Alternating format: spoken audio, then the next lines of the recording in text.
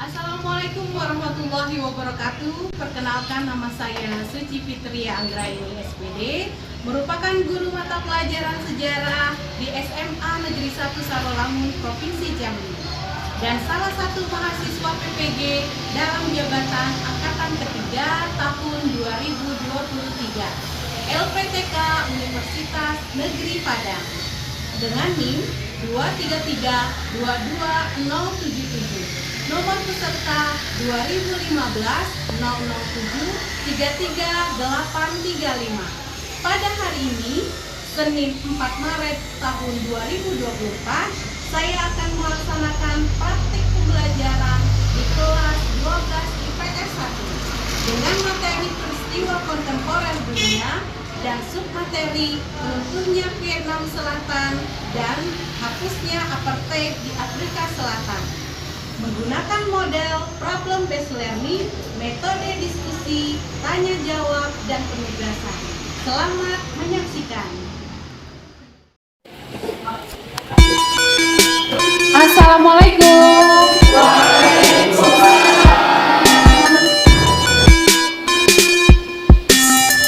Apa kabar semua? Baik, Bu. Sehat? Sehat. Bahagia? Kenapa Teri? Sedikit problem cinta. Oh iya. Ya nak, itu bisa jadi sejarah dalam kehidupan ya. Karena ada yang ceritakannya sama dia. Oke, siapa ketua kelas? Saya, Bu. Silakan ketua kelas ucapan salam, kemudian berdoa. Siap. Ini salam dari guru kita.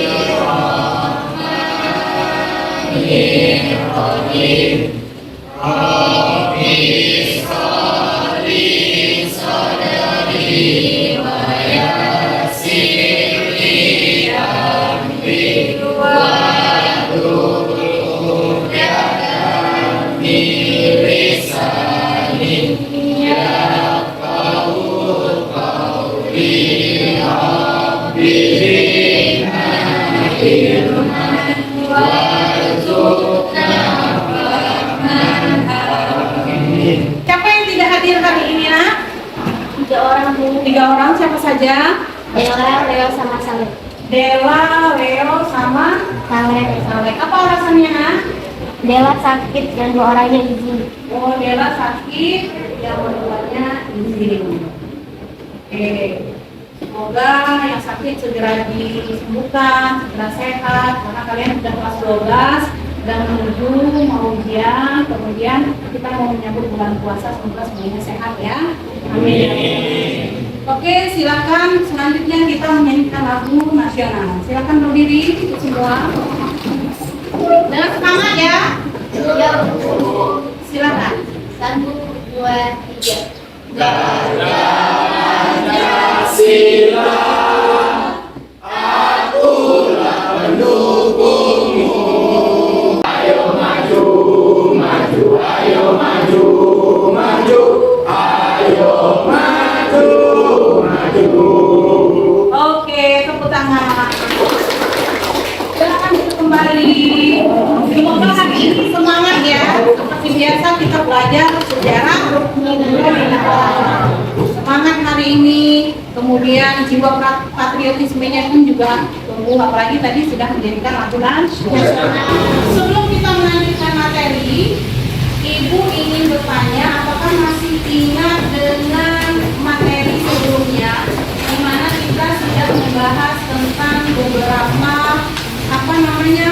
hal, karena kita sudah masuk ke dalam bab baru atau materi baru, yaitu sejarah kontemporer dunia. Ya, siapa yang bisa menjawab apa itu sejarah kontemporer dunia? Silakan angkat tangan. Oke, silakan.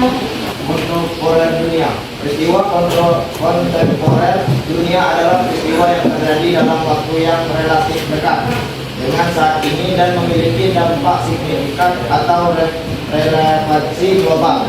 Ini bisa mencakup berbagai peristiwa dalam berbagai bidang seperti politik, ekonomi, sosial, budaya, dan teknologi yang mengaruhi kehidupan dan arah masa depan masyarakat di seluruh dunia. Peristiwa-peristiwa kontemporer dunia seringkali menjadi sorotan media dan perhatian publik karena dampaknya yang luas dan penting. Contoh peristiwa kontemporer dunia meliputi pandemi COVID-19, perubahan iklim global, konflik internasional, revolusi teknologi, dan peristiwa politik yang mengaruhi hubungan antar negara. Oke, boleh tepuk tangan untuk kelompok. Peristiwa kontemporer dunia ini peristiwa yang tidak lama, belum lama terjadi, tapi berpengaruh dengan kehidupan yang sekarang. Ya, salah satunya itu contohnya adalah COVID-19. COVID-19 itu adalah peristiwa kontemporer dan masih berhubungan dengan masa sekarang. Bagus sekali untuk kelompok 4. Oke, ada lagi, kalau untuk kembali ke pelajaran kita sejarah keminatan, siapa yang bisa menyebutkan sejarah kontemporer dunia apa yang akan kita pelajari? Silakan angkat tangan. Oke, Fatir, silakan Fatir. Ini dari kelompok 5. Ya, kelompok yang sudah kita bagi sebelum ini ya, waktu pertemuan yang pertama kemarin. Oke, silakan. Peristiwa kontemporer dunia meliputi 1. Runtuhnya Vietnam Selatan. 2. Hapusnya apartheid di Afrika Selatan. 3. Perpecahan USSR. 4. Runtuhnya Jerman Timur. 5. Perpecahan Yugoslavia. 6. Perpecahan Cekoslowakia. 7. Super Power Filipina. Oh iya, Super Power Filipina. Oke, terima kasih. Beri tepuk tangan untuk kelompok 5. Peristiwa kontemporer dunia itu yang akan kita bahas ada 5. Yang pertama adalah runtuhnya Vietnam Selatan. Yang kedua adalah hapusnya apartheid di Afrika Selatan. Yang ketiga ada perpecahan USSR. Apa itu? Itu bersinggungan dengan Uni Soviet. Ya. Yang keempat apa nak? Runtuhnya Jerman Timur. Runtuhnya Jerman Timur. Ini Jerman terbagi atas 2, ada Jerman Timur, ada Jerman Barat. Yang membatasinya apa ibu? Ada jembatan atau tembok Berlin. Yang kelima apa yang terakhir? Perpecahan Yugoslavia. Perpecahan Yugoslavia. Ya, kembali ibu ingatkan seperti pertemuan yang pertama kemarin, sekarang sudah pertemuan kedua, bahwa ada 5 kali pertemuan. Jadi pertemuan yang kedua ini kita akan membahas dua dulu masalah kontemporer dunia. Yang pertama adalah runtuhnya Vietnam Selatan. Yang kedua adalah hapusnya apartheid di Afrika Selatan. Hapusnya apartheid di Afrika Selatan. Ya, terima kasih sudah menjelaskan dan masih mengingat tentang materi sebelumnya. Ya, oke, lanjut. Kalau kita membahas tentang Vietnam Selatan, pasti karena kita baru melihat videonya hanya sekilas. Kemudian kalau membahas tentang hapusnya apartheid di Afrika Selatan, siapa yang bisa menjelaskan rasisme itu apa? Oke, silakan kelompok 1. Apa itu rasisme? Rasisme adalah keyakinan atau ideologi yang menilai dan membedakan individu atau kelompok berdasarkan ras atau asal etnis mereka. Seringkali dengan anggapan bahwa satu ras atau etnis tertentu lebih unggul atau lebih rendah daripada yang lain. Rasisme bisa berupa diskriminasi, penindasan, atau perlakuan tidak adil terhadap individu atau kelompok tertentu berdasarkan ras mereka. Ini dapat termanifestasi dalam bentuk-bentuk seperti stereotip, prasangka, penolakan akses, terhadap kesempatan atau bahkan kekerasan fisik. Iya. Rasisme merupakan fenomena yang sangat merugikan dan bertentangan dengan prinsip kesetaraan dan martabat manusia. Iya, oke, itu kan untuk kelompok satu. Dari penjelasan itu ada yang bisa menangkap rasisme itu apa?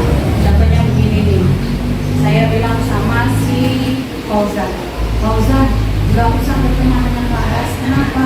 Dia bukan sama dengan kita, dia nggak sama-sama orang Padang. Dia itu orang Jawa, nggak usah berteman. Kemudian saya pergi ke Dwipa, nggak usah berteman sama Ariel. Kenapa? Ariel kulitnya hitam, dan kita putih, itu berbeda. Karena perbedaan.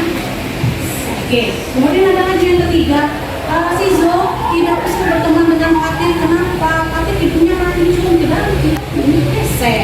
Nggak usah berteman.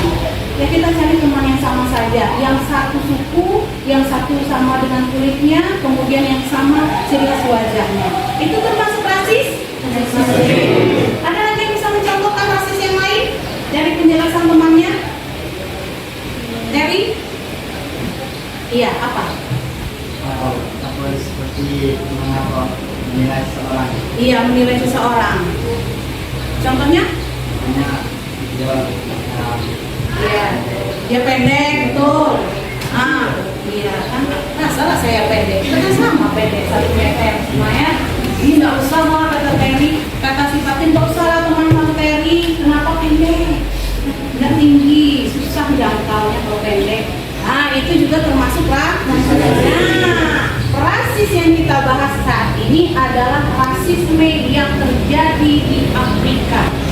Di mana Afrika ini orangnya, kulitnya berbeda dengan bangsa Eropa. Kalau bangsa Eropa rata-rata kulitnya seperti apa? Putih, hidung mancung, seperti saya lah ya. Putih, hidung mancung, tinggi, ya kan? Sedangkan orang Afrika itu kulit hitam, sedikit, rambutnya berbeda, kecil sekali. Kalau melihat seperti di daerah Papua, itu ada diskriminasi. Selain diskriminasi tentang warna kulit, ada diskriminasi politik dan bidang yang lainnya, sosial dan budaya. Nah, dari peristiwa apartheid di Afrika ini ada tokoh yang sangat terkenal. Siapa yang bisa menjawab tokohnya siapa? Oh ya, Nelson Mandela. Ya, Nelson Mandela itu salah satu pejuang yang mempertahankan kedudukan Afrika selama penjajahan oleh bangsa Eropa. Oke, terima kasih. Terima ya, satu. Sekarang perhatikan ke depan, ada beberapa video yang akan diputar menyangkut dari materi yang akan kita bahas. Sebelum video ini kita putar, apa sih Bu sebenarnya tujuan dari pembelajaran yang kita bahas hari ini? Dari dua materi ini, peristiwa kontemporer dunia ini, yaitu yang pertama runtuhnya Vietnam Selatan, kemudian dihapusnya apartheid di Afrika, adalah untuk kalian tahu tidak adanya timbul rasis. Kemudian apa? Tidak membeda-bedakan teman. Apalagi Bu sampai hari ini memperjuangkan hak. Walaupun saya punya kulit hitam, walaupun agama saya berbeda, saya punya hak untuk hidup. Itu ya. Kemudian apalagi tujuan pembelajarannya? Kita akan memperdalam materi tentang hapusnya apartheid di Afrika. Kemudian kita akan mengolah dan memperdalam bagaimana peristiwa latar belakang terjadinya runtuhnya Vietnam Selatan. Ya, itu tujuan dari pembelajaran hari ini. Oke, selanjutnya perhatikan video di depan. Perhatikan video di depan.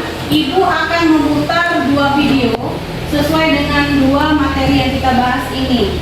Dua materi ini ada dua peristiwa. Yang pertama peristiwa runtuhnya Vietnam Selatan, kemudian yang kedua tentang hapusnya apartheid di Afrika. Perhatikan ke depannya.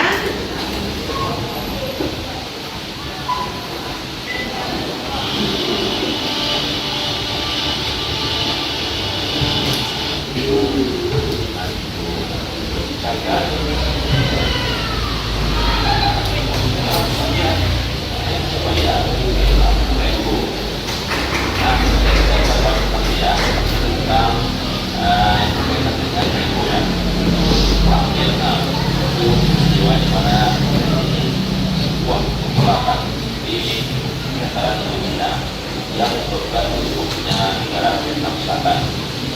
Pada kali ini berkaitan dengan sejarah pertempuran dunia akan ada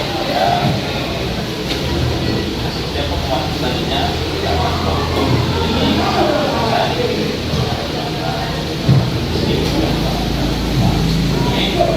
ini mari kita tinggal. Apa itu sebenarnya yang maksudkan perang Vietnam?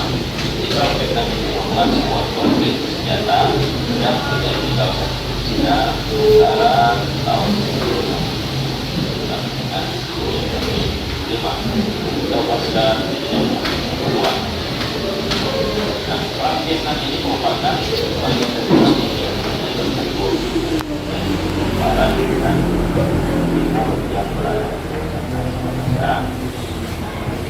Perang Vietnam ini merupakan perang terbesar pasca Perang Dunia Kedua dan yang berlangsung cukup lama dan berjam-jam. Pada awal abad ke-19, Vietnam merupakan bagian dari jajahan negara Prancis.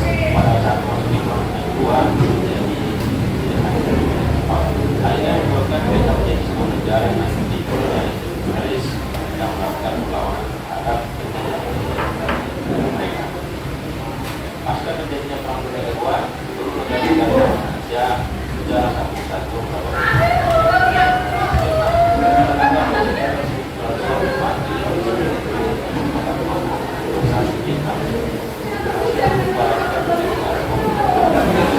tadi sudah kita tonton ya video tentang runtuhnya Vietnam Selatan. Sekarang yang kedua adalah video tentang hapusnya apartheid di Afrika Selatan.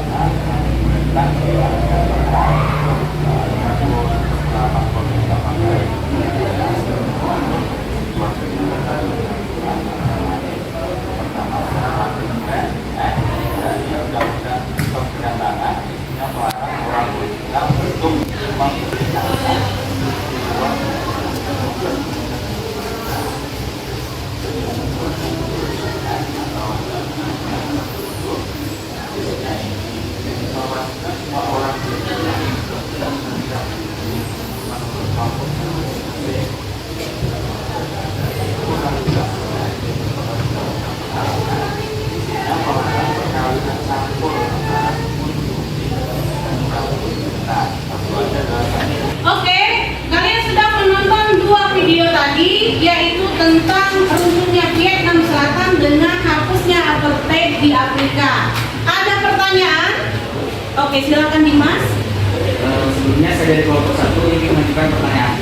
Pertanyaannya adalah mengapa penerapan politik apartheid sangat menyengsarakan rakyat kulit hitam di Afrika Selatan?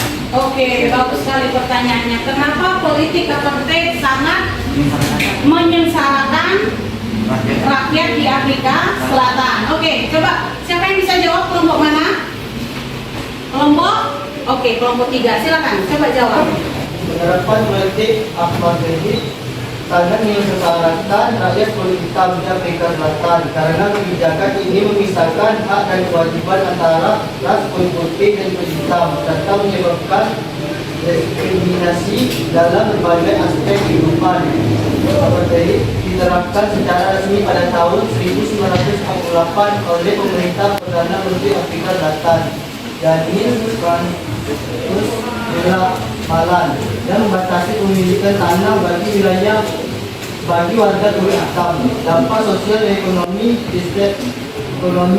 sistem ini masih terasa hingga sekarang meskipun sudah dihapus sejak tahun 1990-an. Perlawanan terhadap politik apartheid melahirkan tokoh seperti Nelson Mandela yang ditangkap dan dipenjara hingga tahun 1990 akibat perlawanannya. Gerakan anti-apartheid di Eropa dan AS juga mendukung pemboikotan terhadap Afrika Selatan yang pada akhirnya mempercepat penghapusan apartheid. Pemerintah Afrika Selatan menyadari perlu melakukan reformasi terhadap kebijakan apartheid akibat semakin kuatnya kecaman dunia internasional terhadap penerapannya. Oke, terima kasih. Terima kasih untuk kelompok 3. Silakan duduk, beri tepuk tangan untuk kelompok 3. Iya, betul ya. Apa tadi soalnya? Masih ingat tidak soalnya apa? Kenapa apartheid bisa menyengsarakan rakyat? Iya. Kenapa apartheid bisa menyengsarakan rakyat di Afrika Selatan? Betul jawaban dari kelompok 3, karena adanya pemisahan, mulai pemisahan ras, tidak diperbolehkannya rakyat untuk berpendapat, kemudian adanya pembagian wilayah yang hanya khusus untuk orang kulit hitam, kemudian tidak bolehnya orang kulit hitam berpendapat seperti orang kulit putih. Hampir samalah dengan kondisi perang hari ini, perang di mana ya? Palestina. Nah, apakah boleh masyarakatnya berpendapat? Boleh. Apakah boleh makan? Tidak boleh. Apakah boleh menggunakan fasilitas negaranya padahal di negara sendiri? Tidak boleh. Hampir sama dengan peristiwa apartheid di Afrika. Apakah masih ada peristiwa itu sampai sekarang? Masih. Kalau Anda punya kesempatan jalan-jalan sampai ke luar negeri, kalian akan tahu bagaimana kondisi begitu rasisnya bangsa kulit putih. Jangan hanya, bukan hanya dengan kulit hitam, tapi dengan yang pakai jilbab, pakai cadar. Bahkan ada baru beberapa hari lalu peristiwa di Jerman, anak SD sekolah swasta di Jerman dan oleh gurunya ditayangkanlah bahwa LGBT itu boleh.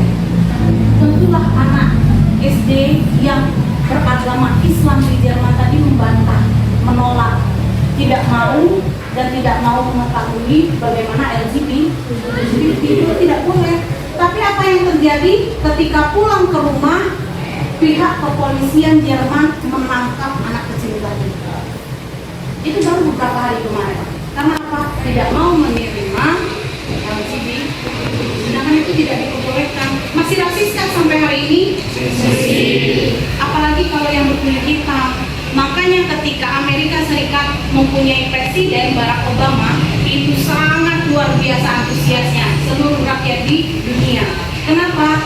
Ada bangsa kulit hitam yang menduduki posisi di mayoritas kulit putih. Salah satunya Amerika.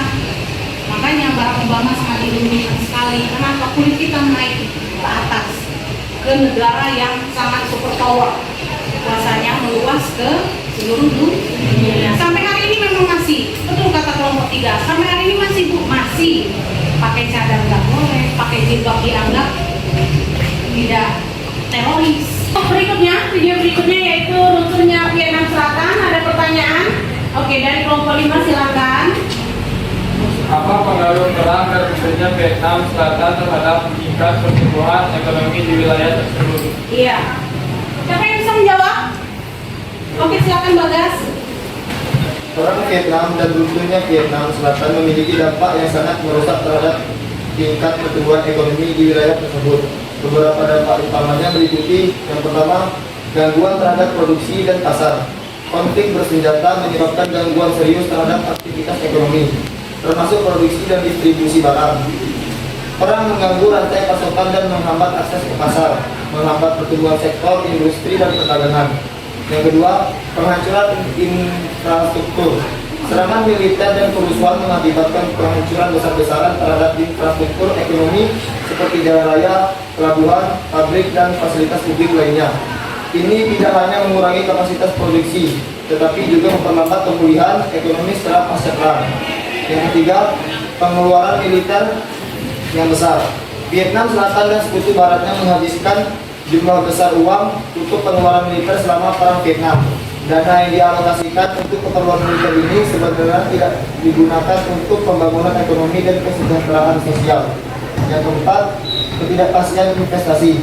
Ketidakpastian politik dan keamanan selama periode perang membuat investor menjadi ragu-ragu untuk melakukan investasi panjang di Vietnam Selatan.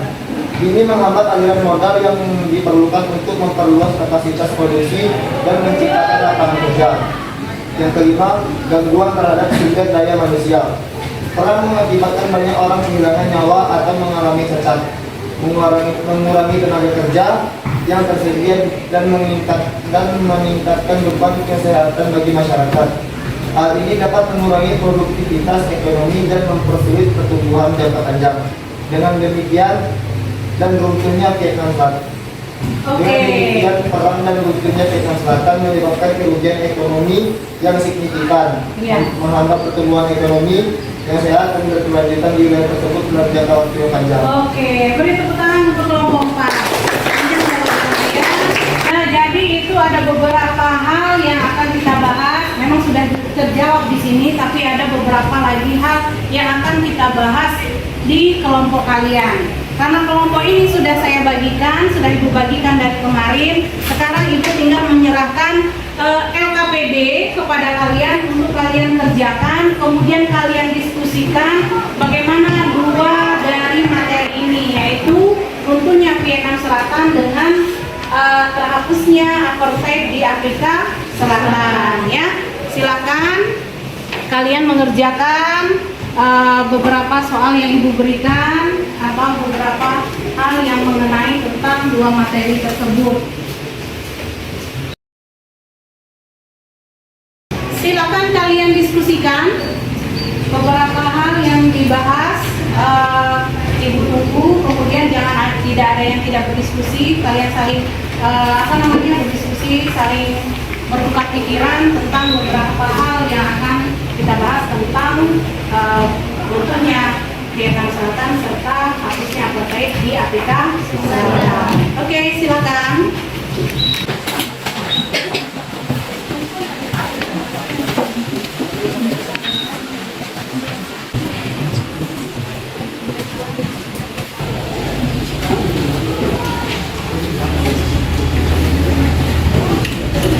Bagaimana? Ada kesulitan?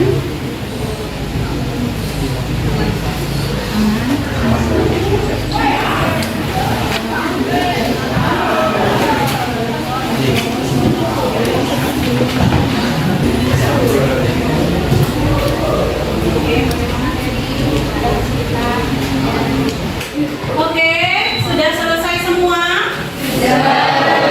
Sudah selesai dan tepat ya. Baiklah, Ibu akan menjelaskan bagaimana aturan dari presentasi di depan. Ya, mulai dari kelompok 1 dulu, kemudian mengikuti kelompok 2, kelompok 3, kelompok 4 dan kelompok 5. Kemudian setiap kelompok memperkenalkan diri kalian, kemudian siapa ketuanya, kemudian langsung menjelaskan apa tadi yang dibahas selama berdiskusi. Kemudian nanti ada moderator yang memberikan kesempatan kepada kelompok lain untuk bertanya. Oke? Siap, silakan kelompok 1. Assalamualaikum warahmatullahi wabarakatuh. Waalaikumsalam warahmatullahi wabarakatuh. Baik, selamat pagi teman-teman semuanya. Pagi. Di sini kami akan mempresentasikan hasil diskusi kami Saya sendiri dari kelompok 1, saya selaku moderator Dimas Andrea dan anggota saya. Saya Dr. Yani. Saya Yesus sendiri. Saya Dewi Salimbi. Saya M. Fajar Ahmad.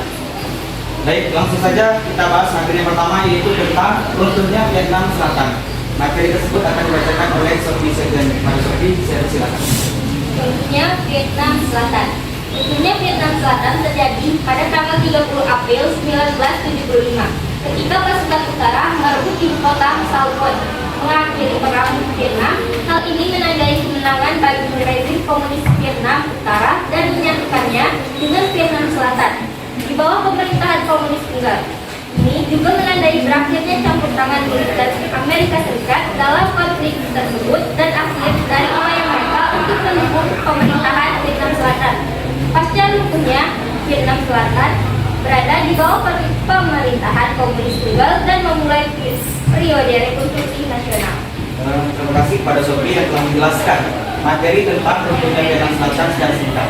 Selanjutnya materi tentang hapusnya apartheid di Afrika Selatan akan dibacakan oleh Anissa Madaica.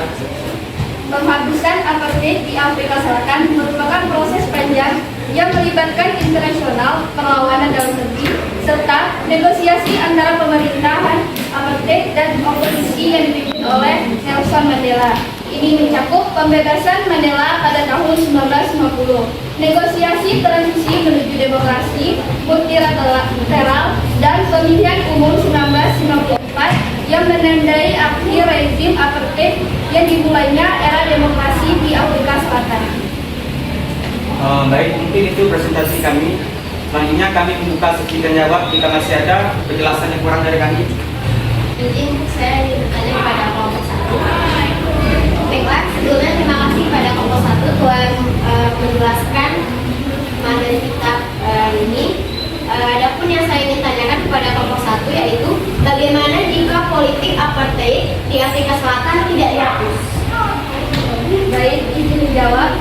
Jawabannya adalah jika politik apartheid di Afrika Selatan tidak dihapus, maka negara tersebut akan terus mengalami ketidaksetaraan yang ekstrim, pelanggaran hak asasi manusia, dan konflik sosial yang mendalam. Kebijakan apartheid memisahkan orang berdasarkan ras, dan jika tetap dipertahankan akan diperkuat ketidakadilannya dan ketegangan yang merugikan semua warga negara. Selain itu, memungkinkan akan ada tekanan internasional yang lebih besar untuk mengakhiri rezim apartheid dan mendorong perubahan menuju kesetaraan. Sekian presentasi dari kami, jadi kurangnya kami mohon maaf. Kami dari Assalamualaikum warahmatullahi wabarakatuh. Waalaikumsalam warahmatullahi wabarakatuh. Oke, beri tepuk tangan untuk kelompok yang sudah maju. Untuk berikutnya, siapa yang bisa menyimpulkan dari beberapa hal yang kita bahas ini, terutama tentang dua materi ini? Kelompok mana yang bisa menyimpulkan? Oke, kelompok 4, silakan. Baik, saya akan membaca kesimpulan dari runtuhnya Vietnam Selatan, yaitu runtuhnya Vietnam Selatan pada tahun 1975 akibat kekalahan dalam Perang Vietnam menyebabkan penyatuan Vietnam di bawah pemerintah komunis. Peristiwa ini mengakibatkan kerusakan ekonomi yang besar, ketidakpastian investasi, gangguan produksi, dan pengeluaran militer yang besar. Dampak jangka panjangnya meliputi kesulitan pemulihan ekonomi, peningkatan kemiskinan, dan gangguan sosial politik. Proses penyatuan Vietnam membutuhkan waktu lama untuk mengatasi tantangan ekonomi dan sosial serta membangun kembali stabilitas. Oke, ini ada post-test yang kalian kerjakan, tidak harus hari ini dikumpulkan. Besok boleh kalian kumpulkan pas pertemuan kita yang ketiga, ya. Silakan kerjakan post-test ini. Ada yang mau memberikan refleksi pembelajaran hari ini? Oke, silakan. Baiklah, pertama terima kasih kepada Ibu Ki yang sudah mengajarkan kami pada kesempatan pagi hari ini. Di sini saya akan menyampaikan refleksi pada kegiatan pembelajaran ini. Kegiatan pembelajaran hari ini sangat baik menurut saya. Materi yang diajarkan tersampaikan dengan baik juga, dan metode dan teknik pembelajaran sangat menarik. Oke, terima kasih. Beri tepuk tangan untuk pembelajaran kita hari ini. Berikutnya kita akan membahas tentang dua peristiwa lagi, yaitu tentang runtuhnya USSR, kemudian tentang Jerman Timur. Ya, oke, ketua kelas silakan tutup, siapkan, kita pulang. Siap, berat. Beri salam pada ibu guru kita.